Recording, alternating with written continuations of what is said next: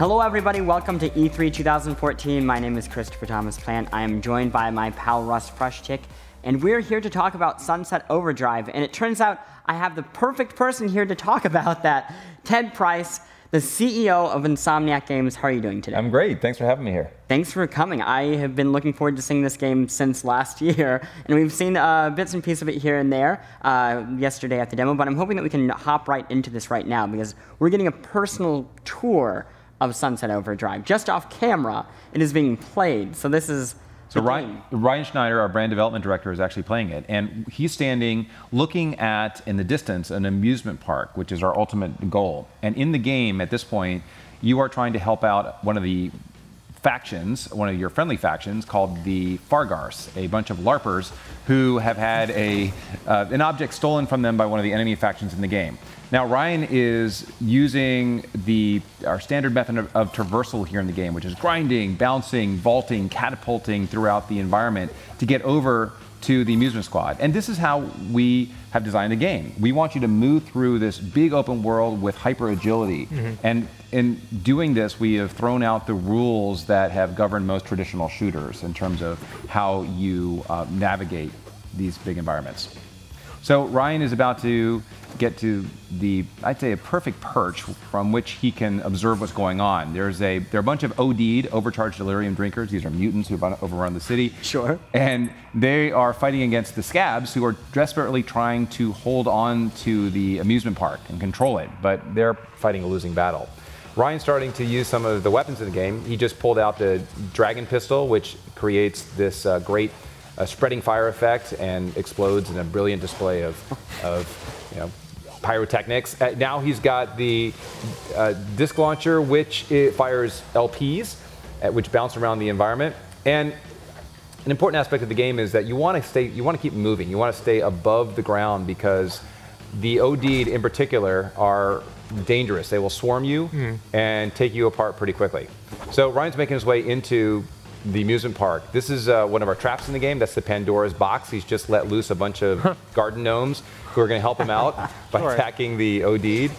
And are they explained? Are they also? Did they drink a lot of energy drink? Like why are they alive? It certainly looks like it and sounds like it, doesn't it? This is us having fun. I mean, one of the rules for this game for us has been fun trumps realism. Okay. So regardless of what's going on, we're actually just letting loose in the game. That said, there is a big story that drives you through the game, and you are helping a bunch of factions figure out what really happened during a fateful night where Sunset City was turned into something very different through the release of Overcharged Delirium XT, an energy drink manufactured by a big corporation called Fisco. But throughout the game, and you will find lots of options to help you survive. For example, that's a flame trap right there. Ryan is also, as he moves around, discovering other environmental objects, like the test of strength he just passed, which will electrify enemies. And as he's moving through the environment, he's building up his style meter, which is that thing on the top right. If he melees, Ryan's going to melee in a second, maybe. Okay, he's elected to electrocute all the nearby enemies using a test of strength. Cool. You can see these sending out this tornado. This is one of the amps that you can attach to your melee. And the style meter, as I was pointing out, builds up as you are doing things like grinding, vaulting, bouncing, and taking on enemies with your weapons while you're traversing. As it builds up, it activates amps that you have crafted in the game. They could be amps like that Twist of Fate, the Tornado Spin that he just showed off, or amps that are attached to the weapons. And there's a lot of choice in terms of what you craft and what you end up attaching to your player and to the weapons. Does that affect like your visual appearance, or is it just abilities and stuff like that you have? It affects your abilities, but you have full control over customization of your characters. So from the very beginning of the game, you're choosing your gender, you're choosing your body type, you're choosing what you're wearing, your hairstyle, your ethnicity. So this becomes your Sunset Overdrive. So there's not necessarily like a protagonist, like a main hero per se. It's whoever you create. That's correct. Yeah. And the story does follow a protagonist's journey, but his or her appearance is really up to you. Sure. So to be clear, you can have male and female characters. Correct. That's correct. How important was it to have female characters actually in an action game? Very. We have in Insomniac, we definitely believe that games are not a male pastime at all. I mean, there are so many women and girls playing games that we recognize we have to give everybody a chance to play whoever they want. Sure. And we have a lot of female players at Insomniac too. A lot of we have a strong desire to be again to treat everybody the same way in the games and out of the games, obviously. Looking at this game, I mean, it was kind of the point you're obviously trying to make in the E3 trailer yesterday, but it's not like the traditional brown-hued military shooter type of game. Getting these sorts of games off the ground, I mean, how do you get the okay on something like this? Is it difficult? Well, we own the IP to Sunset Overdrive, so this is it's been our baby for a while, but when we early on began talking to Microsoft about this game, we found that they shared our vision for taking shooters in a different direction. I think they also, to your point about the kind of the colors in games, we wanted to move away from doing post-apocalyptic, gray, brown, rubble-strewn worlds and inject some color into the end. Post-apocalyptic. It's still post-apocalyptic. It's just a lot happier. It is, and this is us having fun in the end times, really. And we want, again, we have, I think our society has become obsessed with the apocalypse, and it is universally a depressing vision, where in our case, we present a protagonist who is actually working a pretty horrific job at the very beginning of the game, and when the apocalypse happens, it becomes the awesome apocalypse, because he no longer has to worry about that crappy job. He can play his music as loud as he wants, he or she can dress however he or she wants. Yeah. And throughout the game, there is this emotional journey that the character goes on as he or she works with other groups to save Sunset City and discover what really happened. Do you find Futurama to be inspiration at all? Because it calls a bit of the Fry storyline to mind. Maybe. Well, we have a lot of folks on the team who have contributed to the vision of the game. Yeah. This is a game that is very Insomniac. This is the kind of thing we love making because it has a sense of irreverence and stylization that you'll see in a lot of our other games. Yeah. But to your point earlier, getting it off the ground was about having a strong vision from the very beginning and staying true to it. Yeah.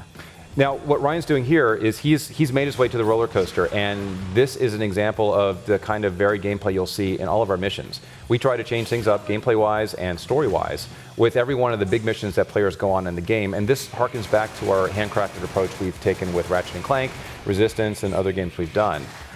But at the same time, this is an open-world game. So there are a ton of missions and quests and challenges that you will be going on, or not, up to you, as you're exploring this open world.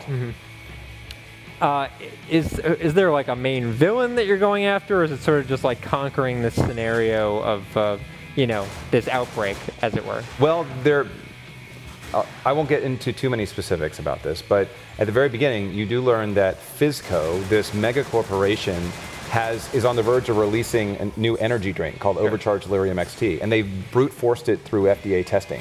And before they've even released it, they decide to have this big release party in Sunset City. Everybody is drinking Overcharged except you, because you're working that crappy jet-end job. And within hours, you start to hear screams, and people around you are turning into these OD, the Overcharged Delirium drinkers, who simply want to kill you, but more than that, they want to get their hands on more Overcharge. And throughout the game, you're finding out what's really going on with Fizco and trying to help those surviving denizens of the city, all of whom are really unique and quirky in a way that we at Insomniac love. What would you say was the inspiration for the overall design of the city? Like, is there one specific, like, actual city that you pulled from? Obviously, you know, not super realistic, but tonally, maybe like a Santa Monica, like a beach style, like that sort of thing? No, I definitely wouldn't point to any particular city because the city's varied in terms of where you go. We happen to be showing a little bit of the coastal section here, but as you're moving through, there are a ton of different vibes that you'll get as you move into the industrial section or other places where the architecture changes significantly. Now, you guys have often made, I mean, many of the games are violent games, but I wouldn't call them like graphic or gory. They're not especially, I mean, you can blow up these things, but they're orange. Is there a freedom in like having things that are more cartoonish, you know, as the graphics get more and more realistic? It's fun for us. I mean, just because if you look at some of the effects in the game, there's a lot of onomatopoeia happening with the boom and the crack. And we love, in this game, the freedom of being able to go over the top with our effects and get bigger than life and show players something that you simply won't see in other shooters. Again, this is all about us trying to take shooters in a different direction and change the rules for them. And it does feel like a bit of a return to your core, which is to say, obviously, your roots with Ratchet and like that whole, you know, concept of like a lighter, more approachable action game, as it were. Well, and I'd say one of the questions we get a lot is we've seen a lot of hyper agility in the game. Players are moving really fast, and there's a lot going on. Where's the depth? Where's the strategy? And there is a lot in this game. We've got a wide, strategically differentiated group of weapons that you can earn in the game and upgrade. We've got a crafting system that's based on the amps that I mentioned earlier, where you are collecting the elements to create these amps and then making lots of choices along the way about how you want to use them. This all gets mixed together with the traversal and a very different approach to combat. And because the enemies are varied in the game, have different behaviors, because they're pretty brutal, you do have to employ weapon and traversal strategy in a different way to take on a lot of the bigger combat setups in the game. And this happens throughout the city. Yeah, I'm going to throw to some B-roll just so people can see some more things. Oh, this is multiplayer, actually. So there is a big multiplayer experience as well that we have in the game. And this is an 8-player experience where you and 7 friends are taking on a series of missions through the open world. And it's the same open world as the campaign, and the transition to that world is without a lobby. You are actually stepping into a photo booth in the campaign and transitioning into the multiplayer version of the city. And as you're moving on missions, they could be anything. They're randomized. We create combat missions, scavenger hunts, races, you name it, through the city.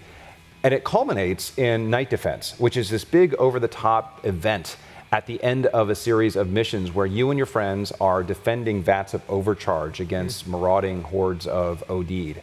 And the goal here is to keep them from stealing all your overcharge. But it gets tougher and tougher, and eventually we see some of the bigger enemies start to show up and smash through the barriers, even throw some of the smaller enemies into your protected area. You've got to work together, but at the same time, there's a competitive element where you are working on winning, earning more points than your friends. And at the very end of this series of missions with Night Defense, you get some great rewards. New weapons, vanity, ingredients for your amps, which you can take back into the single-player game. Cool. And vice versa. So there's a free flow between both modes.